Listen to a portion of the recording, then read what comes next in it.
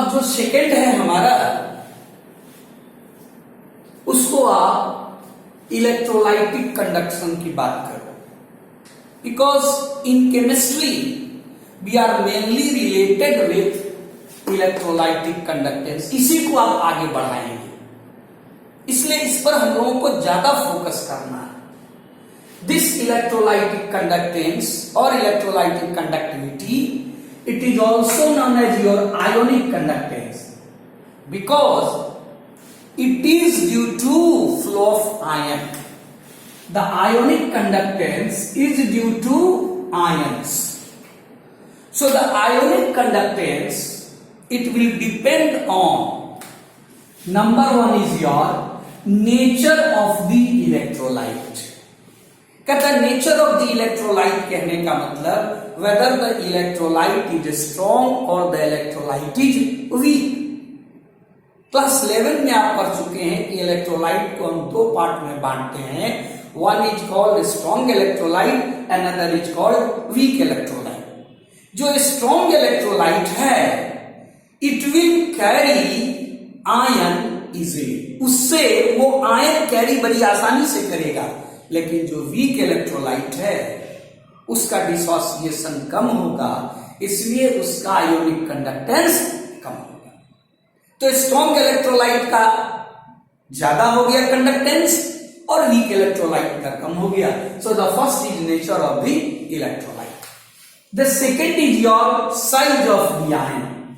ऐसे भी सोचिए, आयन अगर छोटा है तो उसका स्पीड जो है वो ज्यादा होगा, और आयन यदि बड़ा है, बल्कि है, भारी है, तो उसका स्पीड जो है वो कम होगा।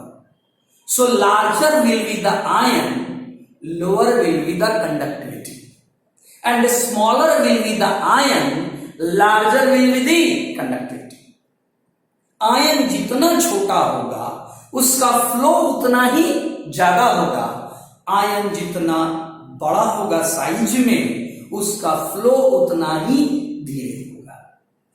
The third factor is your nature of solvent और विस्कोसिटी एंड विस्कोसिटी। कहता है पहले नेचर ऑफ सॉल्वेंट की बात करिए। आप भी जानते हैं कि कोई भी चीज पानी में ज्यादा आयोनाइज होता है, और ऑर्गेनिक सॉल्वेंट जिसको कि आप नॉन पोलर सॉल्वेंट कहते हैं उसमें कम आयोनाइज होता है। लेट अस सपोज अगर हम सोडियम क्लोराइड ले लें और इस सोडियम क्लोराइड को हम वाटर में डिसॉल्व करें, सपोज करिए सिंपल एग्जांपल, तो जो इसका आयोनाइजेशन होगा ये sodium ion and chloride ion वो बड़ी आसानी से होगा।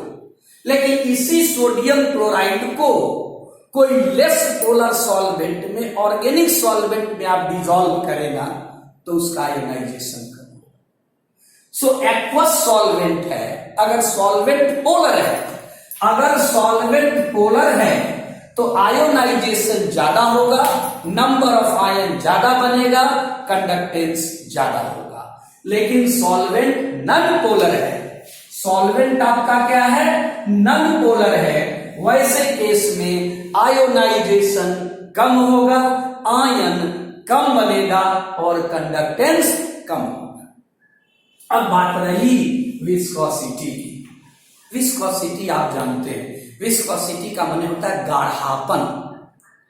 तो अगर ज्यादा विस्कस सॉल्वेंट है, सॉल्वेंट जितना गाढ़ा होगा, मान लीजिए डेंस होगा, थिक होगा, मीडियम जितना थिक होगा, आयन को फ्लो होने में उतनी परेशानी होगी।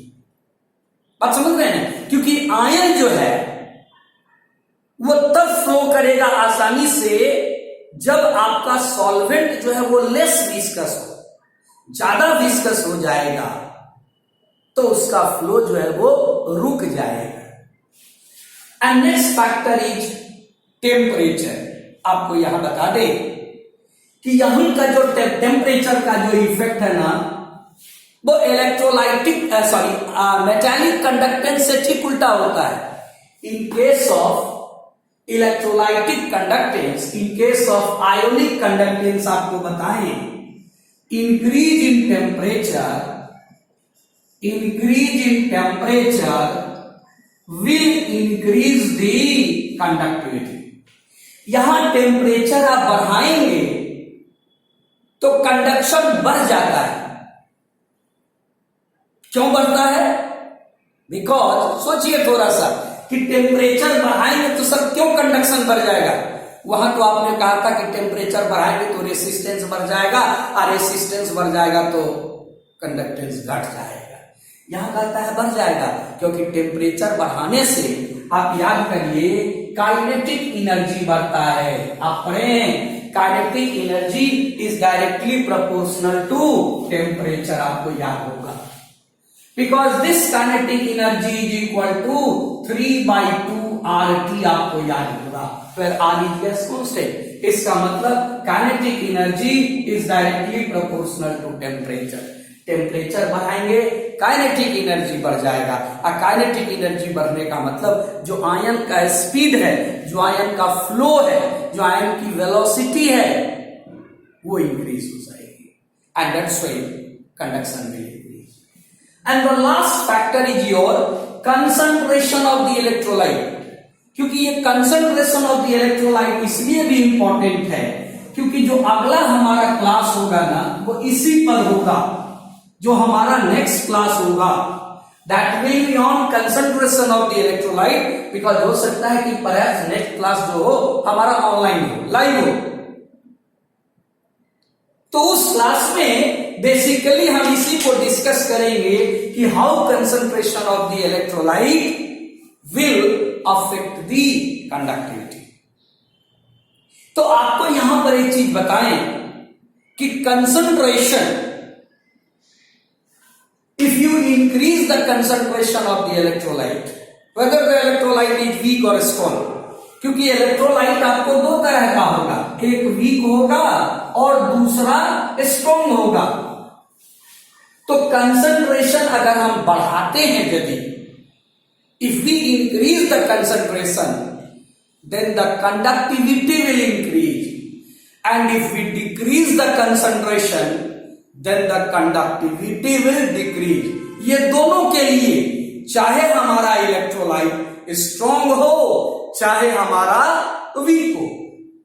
क्योंकि देखिएगा इसी पर एक हम लोगों के बुक में टॉपिक दिया हुआ है, वो टॉपिक स्टार्ट आज करते हैं, लेकिन डिस्कस तो पूरा नहीं कर पाएंगे due to limitation of time, जिसको हम ऑनलाइन लेक्चर में कंप्लीट करेंगे। एटलीस्ट वो टॉपिक हम आपको लिख देते हैं, that is your variation of conductivity and variation of conductivity and molar conductivity, conductivity and molar conductivity with concentration of electrolyte, with concentration of electrolyte।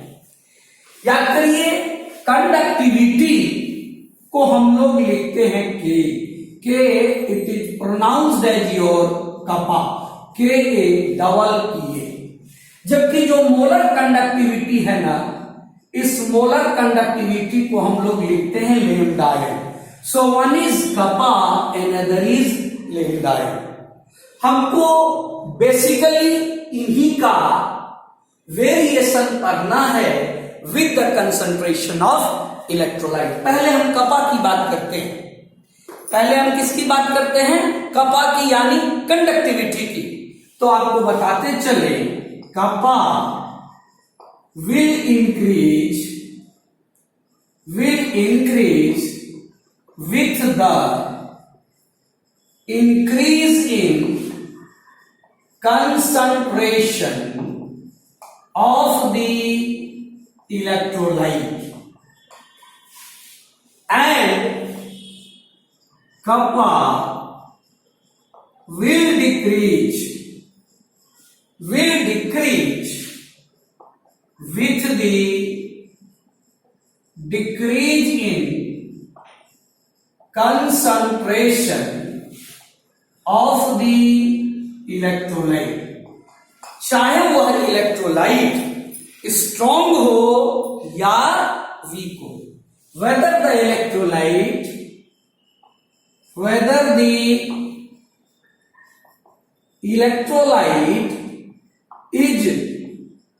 is strong or weak, चाहे आपका electrolyte strong हो चाहे आपका electrolyte week हो, दोनों ही हालत में सेम ट्रेंड, डिक्रीज कंसंट्रेशन घटाओगे कंडक्टिविटी घटेगी, कंसंट्रेशन बढ़ाओगे कंडक्टिविटी बढ़ेगी।